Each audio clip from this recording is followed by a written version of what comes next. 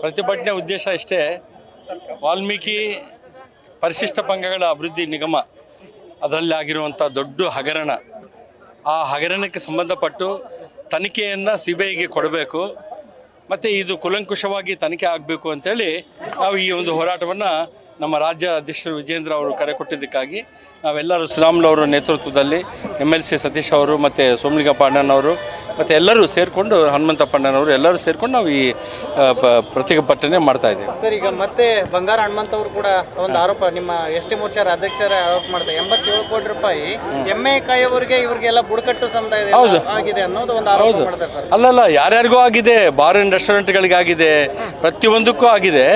ಅವರಿಂದ ಹಣ ಡ್ರಾ ಮಾಡಿಕೊಂಡು ಯಾರು ತಗೊಂಡಿದ್ದಾರೆ ಅನ್ನೋದು ಅದನ್ನ ತನಿಖೆ ಆಗಬೇಕು. ಸರ್, ಈಗ ನಿಮ್ಮ ಉದ್ದೇಶ ಏನು ಸರ್? ಈಗ CM ಅವರು ರಾಜೀನಾಮೆ ಕೊಡಬೇಕಾ ಅಥವಾ ಹೇಗೆ? CM as A finance minister ಆತ ಗೊತ್ತಾಗ್ಲಾರ್ದಂಗೆ ಇದು ಆಗಲ್ಲ, ಆಗಿದೆ ಅಂತ ನಮ್ಮ ಒಂದು ಅನಿಸಿಕೆ.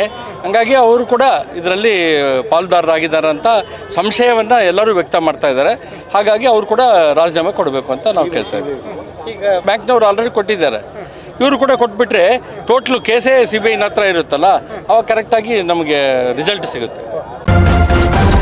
ನ್ಯೂಸ್ ಫಸ್ಟ್, ನಿರ್ಭೀತಿಯಿಂದ ನಿಮ್ಮ ಪರವಾಗಿ.